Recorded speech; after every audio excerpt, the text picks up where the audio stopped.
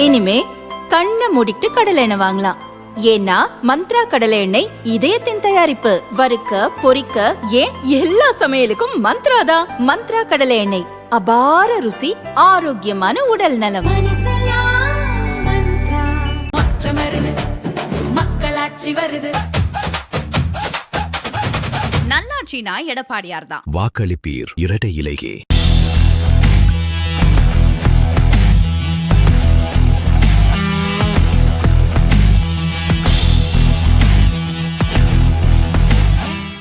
அமெரிக்காவின் Las Vegas வர்த்தக கண்காட்சி அரங்கில் ஆகஸ்ட் 10ஆம் தேதி முதல் மேஜிக் சர்வதேச ஜவுளி கண்காட்சி நடக்க உள்ளது. இந்திய ஆடைகளை இறக்குமதி செய்யும் நாடுகளில் அமெரிக்கா தொடர்ந்து முன்னிலை வகிக்கிறது.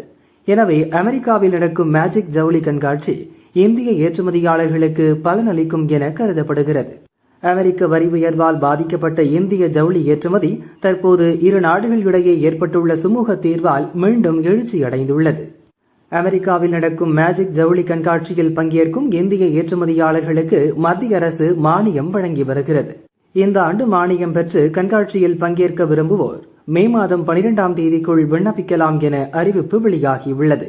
ஜவுளித்துறை ஏற்றுமதியை அதிகரிக்க மத்திய அரசு மானியம் வழங்குவதால் ஜவுளி ஏற்றுமதியாளர்கள் மகிழ்ச்சியடைந்துள்ளனர்.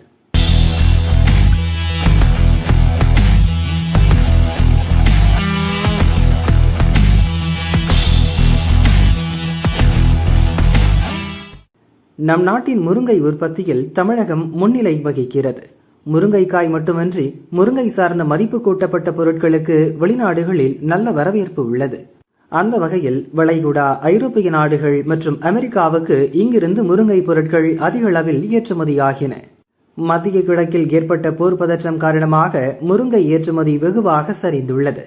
விமான டிக்கெட் கட்டண உயர்வும் ஏற்றுமதி குறைவுக்கு முக்கிய காரணம் என முருங்கை உற்பத்தி ஏற்றுமதியாளர்கள் கவலை தெரிவித்துள்ளனர்.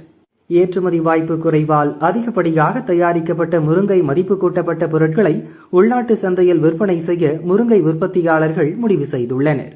அதே சமயம் விமான சரக்கு போக்குவரத்து கட்டணத்தை குறைத்தால் ஏற்றுமதியாளர்களுக்கு ஆறுதலாக அமையும் எனவும் அவர்கள் கோரிக்கை விடுத்துள்ளனர்.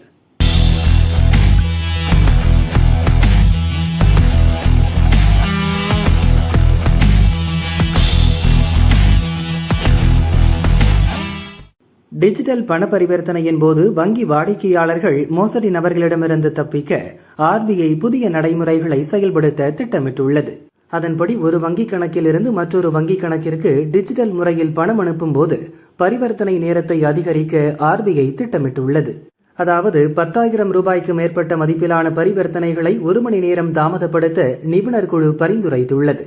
அதாவது டிஜிட்டல் முறையில் ஒரு வங்கிக் கணக்கிலிருந்து மற்றொரு வங்கிக் கணக்கிற்கு 10,000 ரூபாய்க்கு மேல் அனுப்பினால் அது 1 மணி நேரம் கழித்து அந்த வங்கிக் கணக்கை சென்றடையும். அந்த இடைவெளிக்குள் வாடிக்கையாளர்கள் தாங்கள் தவறான பரிவர்த்தனை செய்வதாக உணர்ந்தாலோ அல்லது தங்கள் வங்கிக் கணக்கில் மோசடி நடப்பதாக உணர்ந்தாலோ உடனே அந்த பரிவர்த்தனையை ரத்து செய்யலாம். அதேபோல் மூத்த குடிமக்கள், மாற்றுத்திறனாளிகள் சிரமமின்றியும் அச்சமின்றியும் பண பரிவர்த்தனையை கையாள சில சிறப்பு திட்டங்கள் முன்மொழியப்பட்டுள்ளன. ஆபத்து காலங்களிலோ அல்லது மோசடி நடப்பதாக உணர்ந்தாலோ வாடிக்கையாளர்கள் அந்த நொடியிலேயே தங்கள் ஒட்டுமொத்த வங்கி பரிவர்த்தனைகளையும் முடக்கும் சிறப்பு வசதியும் அறிமுகம் செய்யப்பட உள்ளது. இந்த வரைவு விதிகள் குறித்து பொதுமக்கள் மற்றும் வங்கிகளிடம் மே 8ஆம் தேதி வரை கருத்துக்கள் வரவேற்கப்படுவதாக ஆர்பிஐ அறிவித்துள்ளது.